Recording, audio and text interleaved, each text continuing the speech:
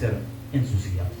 Bien, vamos a un tema bastante fuerte, hermanos. Quiero hablar acerca de Levítico 13. Acompáñenme, por favor. Levítico capítulo 13, versículo 1. Consecuencia de la enfermedad. Ese siempre ha sido un dilema, fíjense, en la Biblia. ¿Hasta qué punto hay enfermedades que son una consecuencia? ¿Y hasta qué punto son solo enfermedades? Eso es algo que la gente siempre se pregunta. Por ejemplo, alguien dice: es que este ha sido malo, por eso le están saliendo las cosas así, por eso está todo enfermo, por malo. Es decir, estamos afirmando que la enfermedad o la dificultad de esta persona son producto de una consecuencia. Ahora, el punto es, ¿qué dice la Biblia de esto? Levítico capítulo 13, verso 1, por favor. Vamos a ponernos de pie y vamos a leer la palabra de Dios en el nombre del Padre, del Hijo y del Espíritu Santo. ¿Lo tiene, iglesia? Amén. Declare conmigo lo siguiente. Diga: yo soy quien la Biblia dice que. Amén. Habló Jehová a Moisés y a Aarón diciendo: cuando el hombre tuviera en la piel de su cuerpo hinchazón o erupción o mancha blanca, y hubiera en la piel de su cuerpo como llaga de lepra, será traído a Aarón el sacerdote o a uno de los hijos de los sacerdotes. Y el sacerdote mirará la llaga en la piel del cuerpo, y si el pelo en la llaga se ha vuelto blanco y pareciere la llaga más profunda que la piel de la carne, llaga de lepra es, y el sacerdote la reconocerá y declarará inmundo. Padre, en el nombre de Jesús te pedimos que esta noche podamos aprender lo que tu palabra tiene para nosotros en esta hora. Señor, queremos estudiar la Escritura y aprender, Señor, lo que tú dices, los dichos de tu boca. Señor, danos el entendimiento y el discernimiento en Cristo Jesús. Amén y amén. Puede tomar su asiento. Bien, ¿consecuencia o enfermedad? Esa es una muy buena pregunta. Como todo estudio bíblico, tenemos que entender el contexto, tanto lingüístico, porque estamos hablando de un libro, es decir, la etimología de algunas palabras, cómo fueron dichas en aquel momento, y obviamente el contexto histórico que se estaba viviendo. El contexto histórico no ha variado de nuestro último estudio bíblico. Estamos en el desierto. Recuerda, Israel está en el desierto y las normas que está recibiendo son de carácter sanitario. Quiere decir que lo que Dios está previniendo es una enfermedad que pueda acabar con todo el pueblo. Una epidemia. ¿Me está siguiendo hasta ahorita, iglesia? Entonces, obviamente, una enfermedad como la lepra era algo bastante complicado, aunque algunos teólogos dicen que aquí no solamente se estaba hablando de la lepra, sino de otras enfermedades relacionadas a la piel. Entonces, probablemente no solo sea la lepra. Ahora, lo interesante de esto es lo que la gente va a sacar de conclusiones de por qué alguien se enferma. La lepra en particular va a ser una enfermedad que a lo largo de la Biblia los judíos van a tratar de vincular esta enfermedad a ciertos pecados y van a decir que obviamente esta enfermedad es producto de una vida pecaminosa. Debemos entender las cosas como lo veían ellos en su tiempo. Para una persona de estas épocas, todo lo que sucedía a su alrededor se explicaba por medio de augurios, por medio de que se miraban una sombra en la mañana, que se miraban las estrellas. Ellos le trataban de encontrar un significado a todo lo que les pasaba, y todo lo que no podían entender lo espiritualizaban. Entonces aquí tenemos un detalle. Obviamente yo creo que al leer Levítico 13 y 14, porque son gemelos, están hablando de lo mismo, es el mismo tema, es el que se está desarrollando. Recuerda que cuando leemos la Biblia, cuando un capítulo termina, no quiere decir que la historia bíblica haya concluido. Amén. Recuerde que la división de capítulos y versículos fue añadida mucho tiempo después de que la Biblia fuese escrita. Esa división de capítulos y versículos solo es para facilitarnos el encontrar algún verso de la palabra, algún dicho de Dios que está en la palabra. Es decir, imagínense si no existieran los capítulos y versículos y ustedes, en una parte de la Biblia dice, ¿y cuál es? A saber, yo la leí un día me perdió la página. Entonces va a estar bien complicado, por eso es que se hizo esa división de capítulos y versículos. Ahora, capítulo 13 y 14 hablan de lo mismo. ¿Qué hacer con los casos de lepra? Si nos vamos a nuestra mente y a la interpretación, la lepra siempre la vinculan los judíos con una enfermedad, con un pecado, perdón. ¿Y cuál es ese pecado? Acompáñenme por favor a Números, capítulo 12, versículo 1. Lo voy a perder, Levítico 13 y 14, porque son los textos que vamos a estar citando.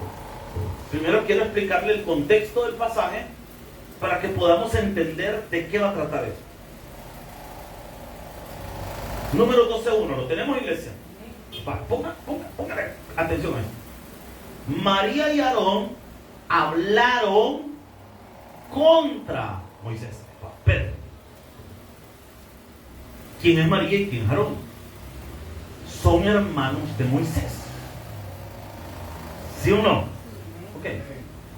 Su misma familia está hablando mal de Moisés. ¿Y por qué hablaron mal de Moisés? Porque a Moisés le ganó la soledad y se le ocurrió conseguirse una novia. Quiero que entienda el contexto, porque Moisés no tiene 15 años, ni 20, ni 25, ni 30, ni 40. Moisés tiene 80. Y se le ocurre andar de romántico a los 80. ¿Aló? No está claro en la Biblia, porque pareciera, no está claro si es por causa. Miren, quiero que me pongan atención acá. No sabemos a exactitud si es la misma mujer con la que Moisés va a procrear varios hijos, o es una mujer que se encontró en el camino. Si es por la esposa de Moisés, la hija de Jetro, pues entonces ¿por qué hablan mal si era su esposa? Pero probablemente no les caía bien porque no era judía, no era hebrea.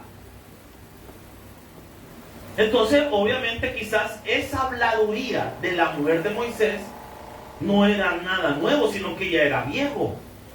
Desde que se dieron cuenta que Moisés había tomado a esa mujer por esposa, probablemente siempre habían hablado mal de ella y de él, obviamente, en efecto. Ahora, hay otra teoría que dice que no es la misma, sino que Moisés dejó a su esposa allá en Madián, y en el camino a la soledad le atacó y se consiguió una su doña. Le gustó una morenaza, porque dice que era mujer cusita.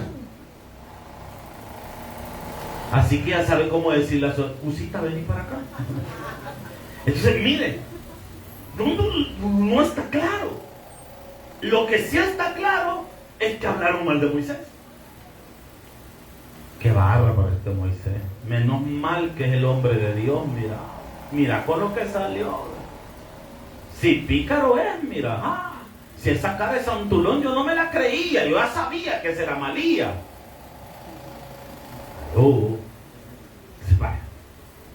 María y Aarón hablaron contra Moisés. El pecado que ellos están cometiendo es el hablar mal de alguien. La Biblia no nos pone a analizar si tenían o no tenían razón de hablar mal. La Biblia va a condenar el que hablen mal. Y eso es una gran lección para nosotros, porque nosotros pensamos que podemos hablar mal de medio mundo y nos justificamos en que decimos, no, si es la verdad, si yo la verdad estoy diciendo. Tenga cuidado. ¿Aló? María y Aarón hablaron contra Moisés a causa de la mujer cusita que había tomado, porque él había tomado mujer cusita. ¿Por qué lo está repitiendo otra vez? Porque está diciendo la Biblia que era cierto, no era una murmuración sencilla. era una murmuración basada en hechos reales. El hombre sí había tomado una mujer cusita, pero eso no le daba derecho a su hermano y a su hermana de hablar mal de él. No sé si me estoy dando a entender, hermano. Si Moisés actuó mal, Dios se va a entender con Moisés y Dios le va a pasar la balanza a Moisés. Pero no soy yo el que debe estar por juez. Ese es Dios, y yo no me puedo poner en el lugar de Dios. ¿Cuántos de nosotros actuamos como María y como Aarón, juzgando la vida de todo el mundo? Y hasta nos reunimos para hablar mal de las personas. Y nos turnamos ahí. ¿Y ahora quién nos toca hacer pedazos? A la hermana fulana. Ay, ¿verdad que sí? Ay, es que esa hermana me cae mal. Y el hermanito menganito. Ay, sí, tan feo ese viejo. Y la hermana fulana. Ay, no, sí. Y los líderes del pastor. Ay, ni se diga. Y empezamos a despepitarnos a todo el mundo. ¿Y quién le ha dicho a usted que usted y yo tenemos derecho de andar despepitando la vida de todo el mundo? Como que si la nuestra fuera perfecta. Ahora, espérenme que la enseñanza no es la murmuración. Es el pecado de la murmuración. Versículo 10. ¿Qué pasó? Al final Dios se enoja porque andan hablando mal de su siervo. Porque algo sí tiene Dios, y es que defiende a su siervo. Entonces, vaya, hablaron mal del hombre, entonces viene Dios y le dice lo siguiente. Y sí, versículo 10. Y la nube se apartó del tabernáculo. Y he aquí que María estaba, ¿cómo dice la Biblia? ¿Por qué le vino la lepra? Por la murmuración. Entonces, por causa de este pasaje, los judíos van a sacar una conclusión. ¿Y cuál es esa conclusión? Que la lepra está relacionada a la murmuración. Bueno, está relacionada según los judíos a varios pecados: la murmuración, el orgullo y la envidia.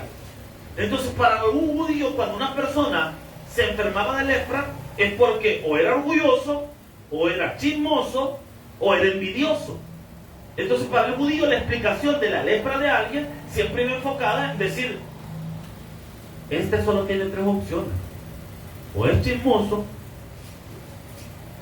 o es envidioso, o es orgulloso.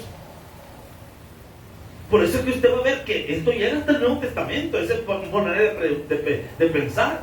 ¿Qué dijeron aquellos del ciego de nacimiento que Jesús iba a sanar? ¿Quién pecó, Señor? ¿Este o sus padres? ¿Por qué dicen eso? Porque en su sistema de pensamiento ellos decían que si algo malo le pasaba a usted es porque usted se portaba mal. Eso se llama teología de la retribución. La idea de que Dios siempre se mueve en esos dos caminos: te portas mal, te voy a castigar; te portas bien, te voy a bendecir. Y que no existe ni tercero ni cuarto camino. Entonces ellos tenían una mente así, un pensamiento ideológico de esa manera. Ahora, aquí tenemos un clavo. Porque si nos vamos a esa, quiere decir que si usted enfermó de gripe, ¿por qué anda en pecado? O sea, que si aquí, si a usted de repente le cayó en esa enfermedad, un surrasquín de algún volado, ya me empecé todo, porque estamos en algo. Y eso no es cierto. Porque no todas las personas que se enferman es porque andan en alguna cosa mala. Nos enfermamos porque las enfermedades existen en este mundo, hermano. No podemos generalizar. Obviamente habrán enfermedades que Dios las utiliza como una herramienta para enderezar nuestra vida, sin duda, pero no es que todas las enfermedades vayan en ese mismo sentido. Ahora, entonces, ¿qué representa la lepra? ¿Qué símbolo tiene la lepra?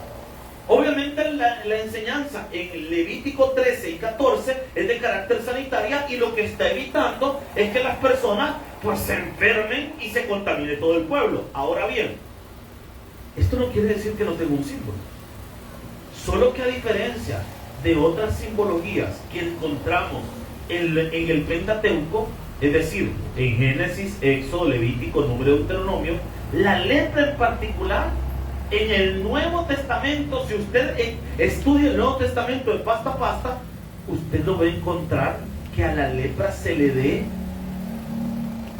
un significado. Por ejemplo, en el Antiguo Testamento se habla de la fiesta de los panes sin levadura. estudiamos las 7 fiestas solemnes. ¿Se recuerda que hablamos de los panes y levadura? Y se recuerda que la levadura en el Nuevo Testamento es un símbolo ¿de qué? Del pecado. Y así vamos a ver que la mayoría de situaciones que encontramos en el Pentateuco están explicadas en el Nuevo Testamento. Pero la lepra en particular, no le encontramos una simbología. Bueno, pastor, esto ya está interesante.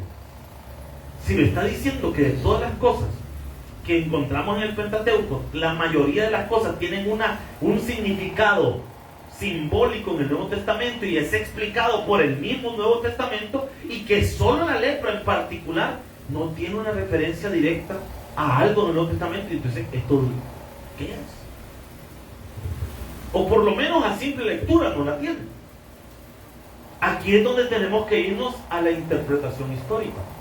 ¿Qué sucede? Mire que aquí le estoy enseñando, le estoy dando gotitas de hermenéutica para que aprendamos a interpretar.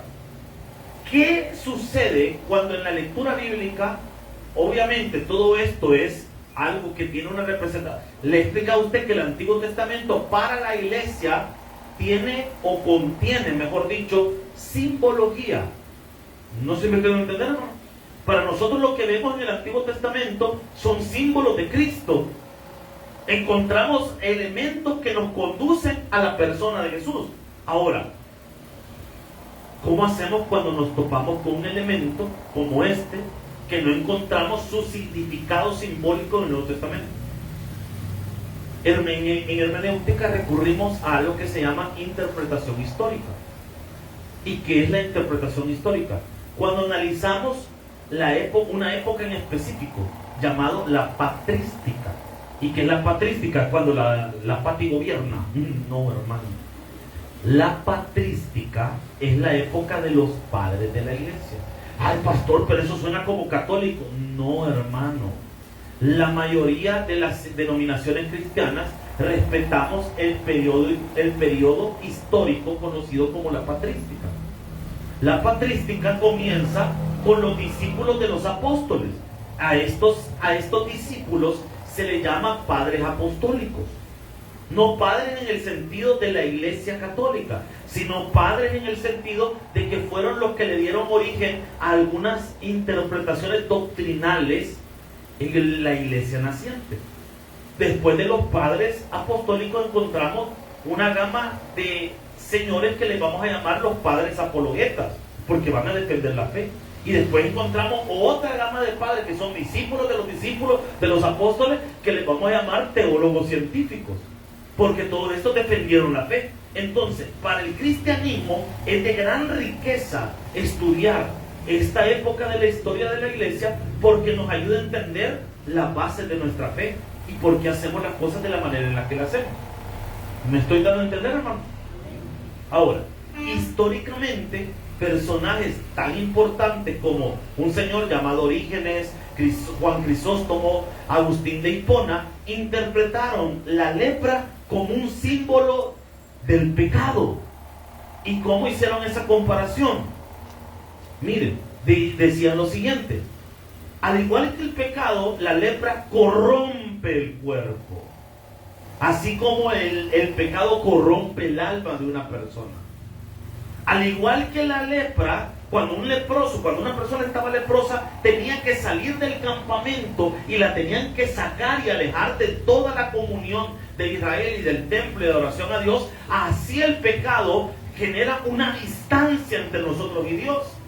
También, hermanos, la lepra puede simbolizar el pecado, porque así como la lepra causaba que el hombre no podía adorar a Dios en el templo, hacía el pecado tener una distancia bien marcada entre nosotros y una adoración sincera con Dios.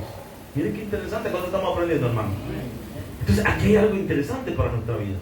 Si el símbolo, podemos decir que el símbolo que encontramos de la lepra es el pecado, ahora hay que leer esto con otros ojos, bajo el entendido que aquí está hablando del pecado, o el símbolo para nosotros, la enseñanza que podemos sacar para nuestra vida, está relacionado al pecado. Ahora, versículo 1 del capítulo 13 de Levítico. Entremos en materia con la aplicación práctica para nuestra vida.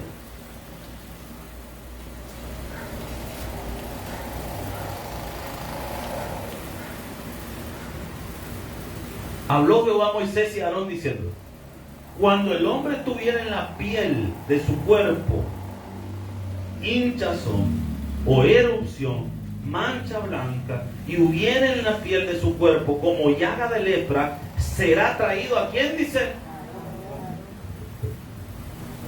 ¿Por qué el leproso debe ser traído a Aarón? Recuerden que en aquel momento no había médicos, no había la medicina como la conocemos, entonces el sacerdote era el encargado también de verificar algunas enfermedades. Pero esto, como tiene un significado espiritual para nosotros, un simbolismo espiritual, aquí tenemos un detalle para nuestra vida. El pecado no se oculta, tiene que ser expuesto para poder ser sanado. Muchos de nosotros, cuando por lo que nos cuesta sanar nuestra vida pecaminosa, es porque la mantenemos en oculto y no la exponemos y dejamos que sea sana, como una herida. Una herida que no ha recibido un tratamiento adecuado, sino que solo es oculta, como que no pasa nada, tarde o temprano va a generar un problema en el cuerpo. La herida tiene que ser expuesta para poder ser sanada. Amén, hermanos. Muchos de nosotros, hermanos, no entendemos que hay cosas que nos están saliendo mal porque tenemos una vida oculta. Tenemos una vida de iglesia y tenemos una vida oculta. Entonces, como llevamos dos vidas a la vez, las cosas no nos salen bien. Necesitamos sanar. Pero esta sanidad, ¿cómo voy a llegar? Tengo que mostrarle mi herida al sacerdote. Pero me va a decir usted: pero pastor, si nosotros no tenemos sacerdotes, tenemos pastores. Entonces, con el pastor es que tengo que hablar. No, tengo que ir a Cristo, que es mi sumo sacerdote, para ser sanado. Gloria a Dios. Tengo que ir donde Él y mostrarle mi pecado, no justificarlo, porque muchos de nosotros tenemos la mala tendencia de justificar nuestras acciones. No, es que mira, yo soy mal hablado porque pues sí, ¿verdad? Pero no es tan malo si hay gente que es peor que uno. Pero yo digo que eso es por el ambiente en el que crecí. Eso es porque mi mamá era malcriada, entonces mi papá también. Entonces yo salí también vulgarcito, ¿verdad? Pero eso es una cuestión así como un pecado tan grave. Y comenzamos a justificar. Si usted vive toda la vida justificando sus acciones, entonces usted no está midiendo la gravedad de las cosas que hacemos. Aló, hermano. Es como cuando de repente le ponen queja de sus hijos y usted comienza a justificar a su hijo. Ajá, pero ¿qué le hiciste vos? No, es que mire, él se lo sonó, mire, le pegó 3 veces. Pues sí, pero ¿qué le hizo a él primero? Porque mi hijo no es así nomás. Por algo reacciona, algo le hicieron, por eso se defendió. Independientemente lo hayan provocado o no, hizo algo malo y tiene que ser reprendido porque hizo algo malo. Pero ya de entrada lo voy justificando. Y ese es el problema por lo que muchas cosas no se arreglan en nuestra vida. Porque las vivimos justificando. Mire, ¿y usted por qué embarazó a 3 mujeres? Es que me sentía solo usted. Yo me sentía solo, pues sí. Me sentía solito. ¿Se hubiera comprado un chucho, maestro? Pero ¿qué es lo que pasa con muchos de nosotros? Las justificaciones nos van haciendo daño. Porque no permiten que sanemos. Porque para permitir que sanemos necesita la herida ser expuesta. Y el sacerdote, que es Cristo, tiene que verla. Estamos acá, iglesia.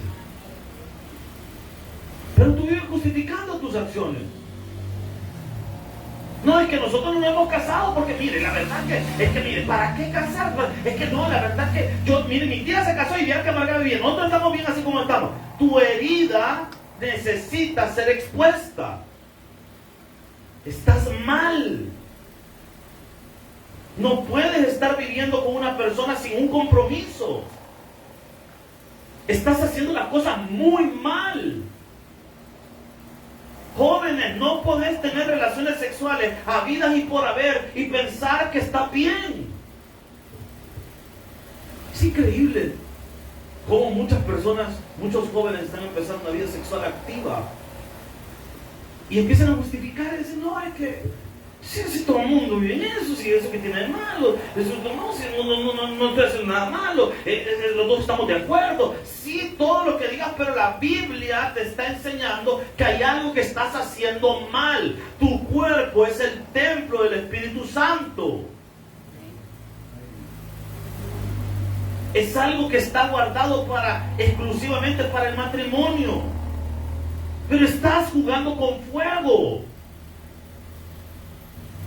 No, si mire, si es una copita nada más, hombre, si es social, es porque ha venido un día, entonces vamos a compartir. El problema es que un día va a ser una copa, después van a ser dos, después van a ser tres, y de último tenés un vicio que no podés gobernar, que va a acabar con tu vida.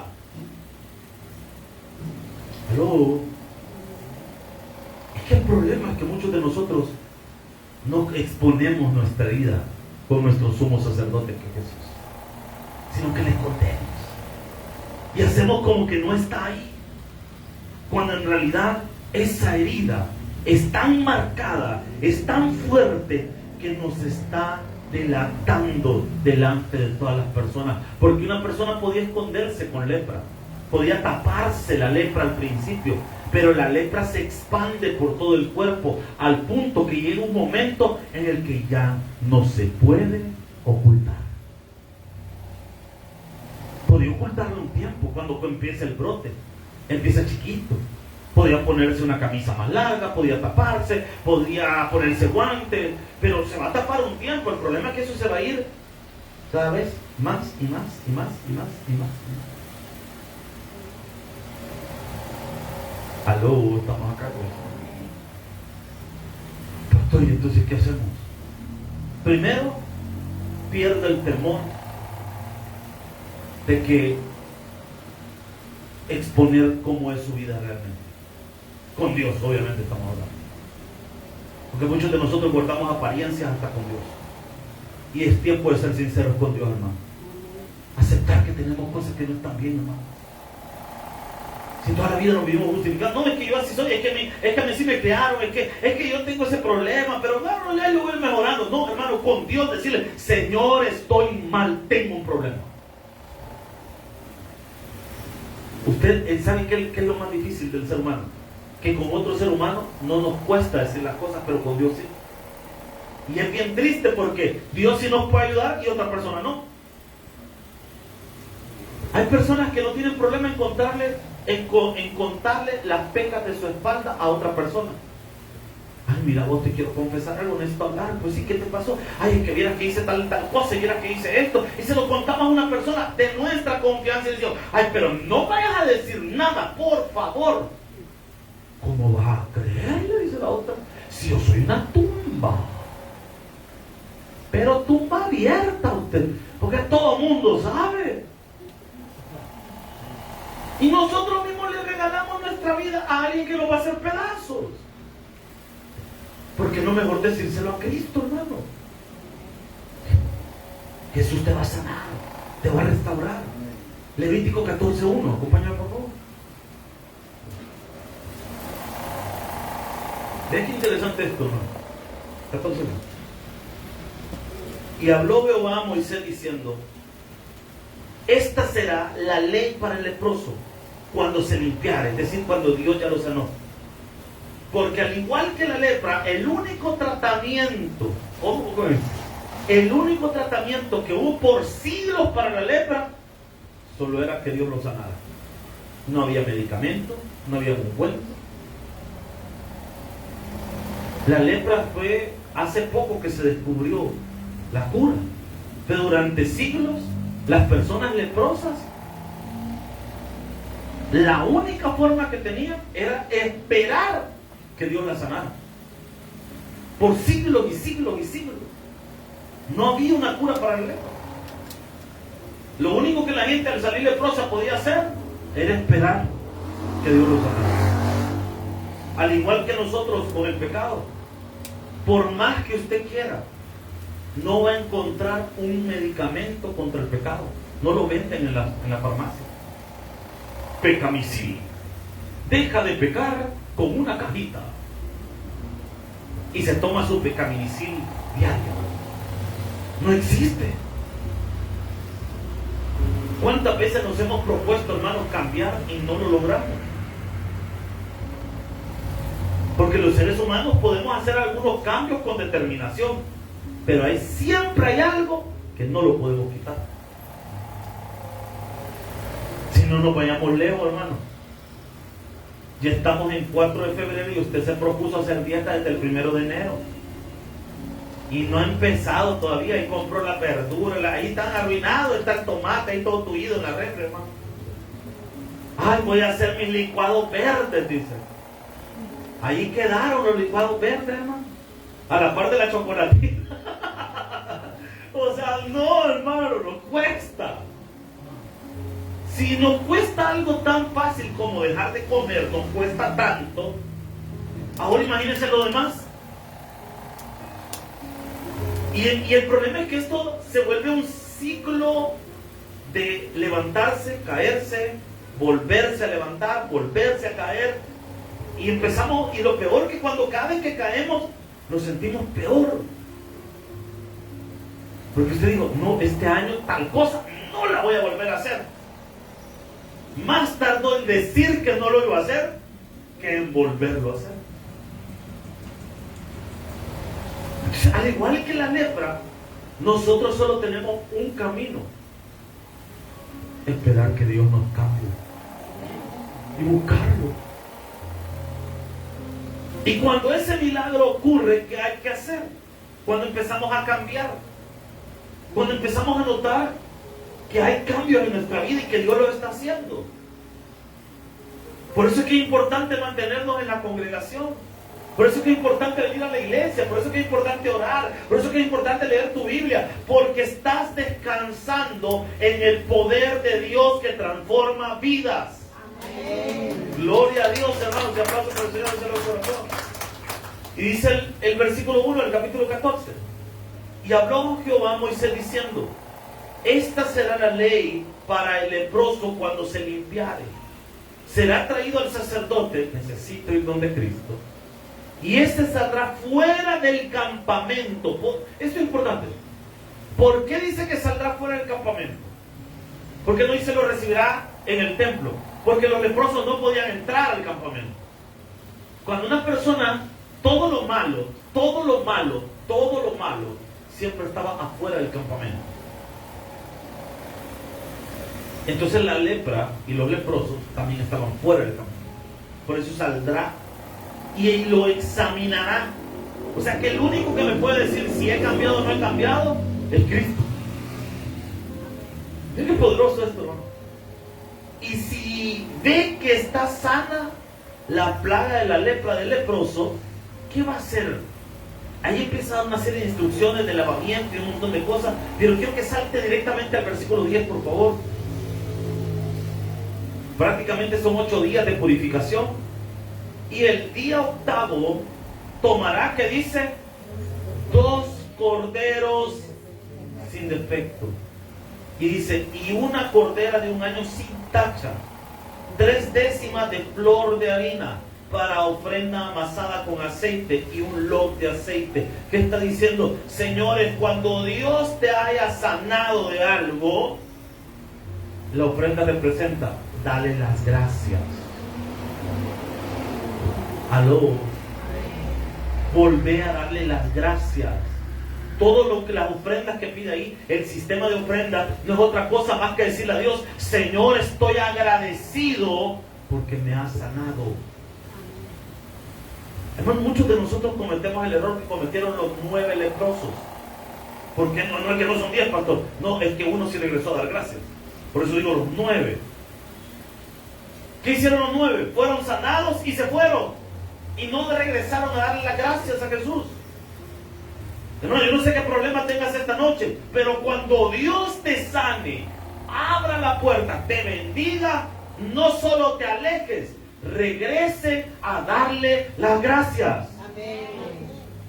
Hermano, yo no sé qué problema tengas ahora, pero el día que Dios te conteste, no te alejes de Él, regresa a darle las gracias.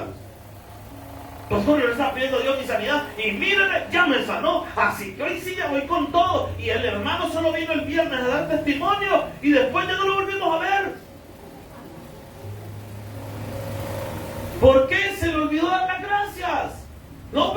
su testimonio, pero es que eso no es todo. Dar la gracia es estar sentado en esa silla todos los días y decirle: Señor, cuán grandes son tus favores y tu misericordia, Señor. Aquí quiero estar contigo. Hermanos, muchos vinieron a esta iglesia o a otra iglesia, o cuando se hayan convertido, fueron a un lugar y llegaban con las vidas rotas, familias quebradas, matrimonios por el suelo, deudas hasta no poder, y el Señor en su misericordia obró, te hizo el milagro, y ahora dime, te cuesta congregarte, ahora te cuesta servir. Si ni siquiera le voy a decir que le cuesta diezmar, porque quizás esa palabra ni la conocemos. Hay que le piden la ofrenda y los diezmos a la iglesia, ni sabía. Porque no está en la palabra de gratitud. El que está agradecido con Dios no le pesa servirle a Dios. Dice: no, pero si mi Dios me ha dado tanto, ese ratito que yo le sirvo, eso no es nada, hombre, comparado a todo lo que Dios me ha dado. El que está agradecido no le cuesta venir a un culto, no hay que decirle, él solito camina. No me cuesta como aquel que no me sé que Dios me bendice, ay, yo aquí estoy. No le duele dar.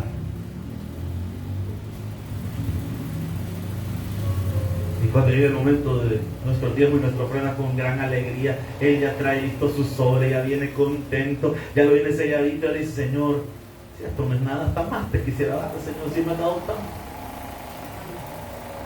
Aló, hermanos. El problema es de agradecimiento. Necesito que el Señor me transforme mi vida. Hebreos capítulo 13, versículos 12 y 13 dice lo siguiente, de la siguiente manera. Carta a los Hebreos, capítulo 13, versículos 12 y 13. Dice: por lo cual también Jesús, para santificar al pueblo mediante su propia sangre, padeció, que dice, fuera de la puerta. ¿Por qué dice eso, fuera de la puerta? Ya le expliqué que todo lo malo estaba afuera del campamento, afuera de la ciudad. Jesús fue crucificado afuera, en las afueras de Jerusalén. Aquí hay un simbolismo fuerte, porque Jesús, ¿a qué vino? A buscar y salvar lo que se había perdido. Y lo que se había perdido, ¿dónde estaba? ¿Adentro o afuera? Por eso salió. Por eso su muerte fue fuera de la ciudad. 13. Salgamos pues a Él, fuera del campamento, llevando, ¿qué dice la Biblia? ¿Qué significa? ¿Qué significa llevar su vituperio? Significa estar dispuesto a sufrir penalidades por Cristo. Significa estar dispuesto a aguantar las críticas que la gente tira contra los cristianos y uno quedarse callado y solo seguir adelante. Cargar con el vituperio. Ahora que usted es servidor, van a hablar mal de usted, van a decir cosas de usted, van a acusarlo de cosas que usted jamás ha hecho, van a tratar de hacerlo sentir mal, pero usted lleve con orgullo el vituperio. Deje que hablen toda casa de mal. Yo le decía algo al Señor esta mañana. Yo le decía: Señor, este año le vamos a meter con toda nuestra oración y a nuestras acciones para conseguir un mejor local para la iglesia. Vamos a meter con todo. Vamos a promover la palabra, porque la mayoría de personas promueven de alguna manera lo que creen que es su fuerte. Por ejemplo, si en un lugar su fuerte, van a vender pollo, por decir algo, y su fuerte es el pollo, van a promover el pollo. Mira el pollo que nosotros tenemos, qué bonito, ve que rostizado, mire qué rico, ¿va? Ay, y la foto con 1000 fotos del pollo. Yo me puse a pensar, y nosotros como iglesia, ¿qué es nuestro fuerte? No tenemos un gran local. A veces hace calor, bendito Dios que ha hecho frío estos días. Nuestras aulas de escuela bíblica tienen muchas deficiencias que esperamos mejorar. ¿Qué podemos promover nosotros? Y el Señor me ilumina la mente, me dice: la palabra. mi presencia. Eso promuevan. De eso hable, de la palabra. No digan, nuestra iglesia es bien bonita. No, la palabra de Dios que vamos a recibir puede cambiar tu vida. Y en la misma conversación el Señor me decía, pero hay un precio a pagar. Y el Señor ya me lo adelantaba. Van a ser criticados. ¿Estás dispuesto a pagar el precio? Sí, Señor, estamos dispuestos. La gente siempre va a hablar mal. Pero salgamos del campamento y busquemos a otras personas que necesitan escuchar el mensaje de Jesús. Que la gente de repente en la calle nos va a decir, y esto que no tienen nada que hacer porque andan en la calle evangelizando, que no tienen trabajo, no tienen casa, no tienen que hacer. Y vos que no tenés que hacer, que ahora en la iglesia querés pasar, vos. Que tus hijos no tienen tarea, que ya les dejaron tareas, y por qué no estás haciendo otra cosa. Y la gente va a decir un montón de cosas de usted, van a decir un montón de cosas de mí, pero yo tengo que salir del campamento, encontrarme con Jesús y llevar con orgullo su vituperio, porque soy hijo de Dios.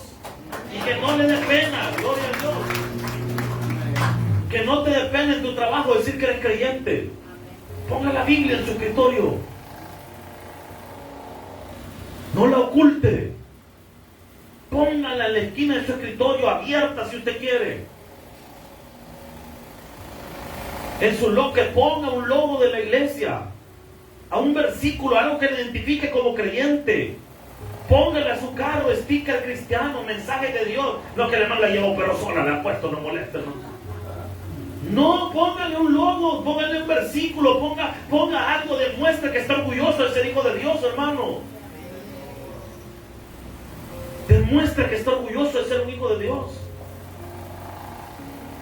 No oculte su evangelio. Mira, me sale en la publicación en la iglesia y yo te vi orando vos.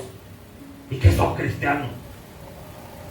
Ah, no, fíjate que a mi tía me llevó ahí. Yo no mucho, ¿verdad? Yo por respeto estaba ahí. No, hombre, hermano, dígalo con orgullo. Sí, yo soy miembro de esa iglesia y me siento orgulloso de ser hijo de Dios. ¿Por qué no voy a estar orgulloso de ser hijo de Dios? ¿Por qué no vamos a sentir bien de ser cristianos? Porque pastores, que la gente siempre acusa, siempre dice cosas, hablan mal de los pastores, ¿cómo que la gente habla mal hasta de ellos mismos, hermano? Entonces, ¿cómo no van a hablar mal de nosotros? Salgamos del campamento. No nos quedemos en las cuatro paredes de la iglesia. Vamos a ganar almas, hermanos. Vamos a buscar a los perdidos, y ese es el ejemplo que nos ha dado Jesús. No nos quedemos encerrados. Ay, qué bonito, terminamos el culto. No, vamos y busquemos a otros que conozcan de la verdad de Cristo, hermano. No van a hablar mal de usted, van a hablar mal de mí. No se asombre si su misma familia lo hace. Pero usted y yo debemos llevar con orgullo la bandera de Jesús, hermano. Donde lleguemos en el trabajo, donde sea, en las escuelas, en las universidades, que no te dé pena ser creyente. Yo nunca oculté que era creyente, siempre. Siempre. Y eso te genera un compromiso, porque muchos no queremos decir que somos hermanos, porque afuera caminamos de otra manera. Amén. Porque algunos no decimos que somos cristianos porque ya decimos malas palabras. Cuenteamos a la mujer que no es de nosotros, o al hombre que no es de ustedes, hermanas. Y como actuamos mal, entonces no decimos que somos hermanos porque nos va a dar pena. Pero cuando decimos que somos creyentes, sabemos que tenemos una responsabilidad ahora. ¿Y cuál es? De demostrar que somos hijos de Dios. Comportarnos como hijos de Dios. Hermanos, en resumen, puedo decir lo siguiente, porque el tiempo ya se nos terminó. La lepra era una enfermedad. No todo leproso en la Biblia era porque había caído en un pecado. La tipología que hemos entendido de la lepra es por interpretación histórica que podemos llegar a esa deducción. No necesariamente por una enseñanza explícita en el Nuevo Testamento. En pocas palabras, Lo que nos ha enseñado la lepra esta noche es que solo Jesús te puede sanar. No busque otro lado, busque a Jesús. Su felicidad no está en tener un mejor trabajo. Ahí está parte de su prosperidad, no su felicidad. No, es que yo voy a ser feliz cuando esté completamente sano. Es que voy a ser feliz cuando tenga esto. Es que voy a ser feliz cuando tenga aquello. No, hermano, yo voy a ser feliz cuando entregue mi vida completamente a Cristo Jesús. Un fuerte aplauso al Señor. Vamos a orar. Bendito Dios, gracias por esta hora, Señor. Gracias por la enseñanza de esta noche. Porque hoy hemos aprendido, Dios eterno, acerca que solo tú puedes sanar nuestras heridas y dolores. Y solo tú nos puedes cambiar, Señor. Necesito ser transformado, Señor. En primer lugar, me doy cuenta que estoy enfermo en mis delitos y pecados, Señor. Y que solo tú, Dios del cielo, me puedes sanar. Pero en esta hora también quiero orar por los amigos, por los que no conocen a Jesús. Si hay alguien hoy sin Cristo, quiero invitarte a que hoy pueda recibir a Jesús. ¿Habrá alguien esta noche sin Jesús? Alguien por quien podamos orar para que nazca de nuevo y vengas a la familia de Dios. ¿Habrá alguna persona hoy? Señor, gracias, Padre, por tu misericordia, tu bondad. Llénanos de ti, Señor, y ayúdanos a seguir adelante. Gracias, Padre, en el nombre de Jesús. Amén y amén.